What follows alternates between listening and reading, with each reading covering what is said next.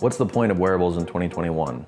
Is all of this new stuff just on its way to your junk pile? Or is there actually a need that it's solving? I want to tell you a little bit about wrist wearables, about smart rings, about face masks, stuff that goes over your ear, and even a little bit about smart fabrics. Let's dive in. The first thing I want to talk about is the Apple Watch. I've got an Apple Watch here, and for me, it's not necessarily the access to my phone that I need. The health data that my watch tracks is really interesting, and I have a lot of interesting sleep tracking as well as heart rate, but I don't know what to do with it yet. So that's still in its nascency. I think we're finding ways for that to add value and improve your life. Not quite sure what that's good for. Then there are the new masks. We're wearing a lot of masks in 2020 and 2021. They're just as important, and there's some new technology in those masks.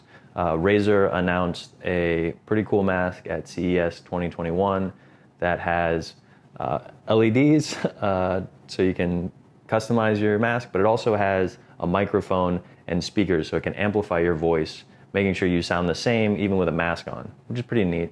And there's also some more technology in the filtering, some active sensors inside of there. There's a mask out there that can measure your breath. It can measure the rate that you're breathing, and this is actually really important in keeping you relaxed and reducing stress. That feeling you get when you have an inbox just full of messages, well, if you breathe slower, especially if you breathe through your nose, you can actually calm yourself, and it'll result in less stress and possibly a longer life. James Nestor has a very popular book called Breath right now, or Breathe, that's about the importance of breathing, particularly breathing through our noses, and how we can make a point throughout the day to do different breathing exercises. Well, a mask that measured your breath rate, that told you, oh, you're breathing really fast, or could give you a little bit of feedback, would be invaluable. I think it had really positive benefits. So breathing is a piece of what wearables can measure, but particularly the air we breathe and making sure it's clean. That's really important too. So smart technology in face masks can help a lot with that.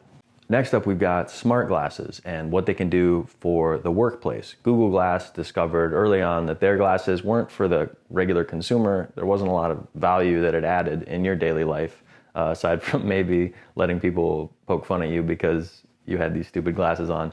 But in industrial applications, in warehouses, there's a lot of value. If you can scan barcodes, if you can figure out where you need to go to pick up the inventory you need, it's tremendously valuable and can allow you to use your hands to manipulate things, move stuff around, things robots can't do yet.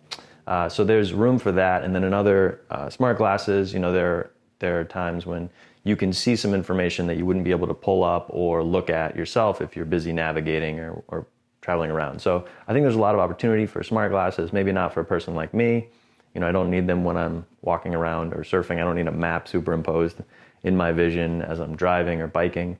But maybe in the future. I don't find that to be a huge pain point today in a regular life. There's a lot of technology out there today for your ears. There are all sorts of fancy headphones.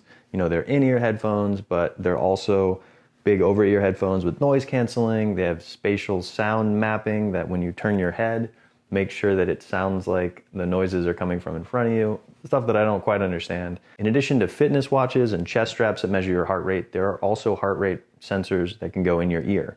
So some fitness earbuds will have heart rate monitors that are often more accurate than the wrist-based heart rate monitor. There's also a cool technology called Cove that goes around your head and contacts the back of your skull, and it helps you reduce anxiety through these vibrations that relax you. And they report that their users have found a 50% improvement in sleep after doing this. There's a lot of data on the importance of sleep, so I also think that's something interesting.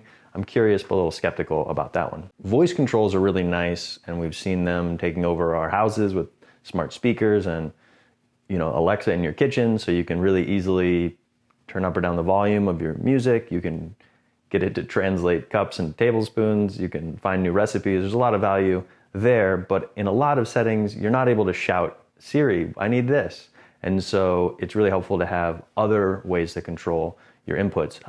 I really like the idea of there's a gesture band for your Apple Watch that allows you to use your hand to control what's on your watch. It's a small grape, but sometimes I've found that I'm doing things and I can't get my hand to my other hand. You basically need two free hands to mess with and input to your Apple Watch.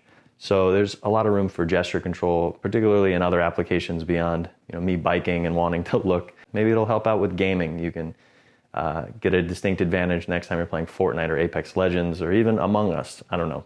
I don't play a lot of games. There are all these wearables that provide a bunch of health data, and I wonder, is there a way for them to help us feel more safe? One of the wearables out there was the Echo Loop, which was a ring you could wear and ask things of Alexa, which basically made it easier for you to order stuff from Amazon. That did not survive, but there is a really valuable ring out there that actually got investors like Shaquille O'Neal and Manu Ginobili. The Oura ring is a ring that not only measures your heart rate at a very stable location, it's really accurate in heart rate measurement, it also measures your skin temperature. And they can use this for an early detector of illness. Actually gave a bunch of the Oura rings to NBA athletes that were in the bubble in the summer of 2020 to help find possible illness early on. You can actually also use this to measure your sleep. You can use the heart rate measurements during your sleep to see if you're getting to your deep REM cycles, and elite athletes will use this to try out experimenting with different pillows, different temperature in the room, or even wearing socks at night can lower your body temperature. There's a lot to do, and there's a lot of interesting information you can get from a smart ring like the Oura. Another sensor that we have access to coming out in 2021 is the announcement of an on-skin glucose monitor. So usually if you have diabetes, you have to take some blood out and measure your blood sugar levels. Well, if you can measure this on skin, that's really great and a lot less invasive. Also a lot less challenges in keeping it clean. There are subcutaneous glucose monitors that kind of sit under your skin and are able to sample your blood. But this on-skin glucose measuring could be really helpful for people that are diabetic, but also some athletes that are, or even regular people that are trying the keto diet. This is useful for that. You want to monitor your blood levels, blood sugar levels. There are studies that show after a stroke, eating a keto diet can help you improve your brain functions faster. So there are a lot of people getting the benefits of faster recovery after a stroke. That's actually helping you out rather than just giving you data that may or may not, help you run faster or lift more weight. It's obvious people will adopt new technologies as they come out, but it's interesting to see how we find the problems that they solve. There's this balance between technology driving new innovation and user research and challenges driving new innovation. You kind of see this intersection with smart fabrics in things like smart face masks that have embedded microphones and embedded earbuds that you can actually run through the washer. So there's a lot of opportunity, and I'm really excited to see what wearables do in 2021 and further into the future.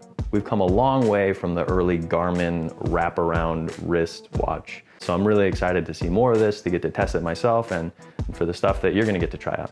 If you like this video, please hit the like button, add any comments if you have other ideas of wearables that I should check out, and please subscribe for more videos like this. Thank you.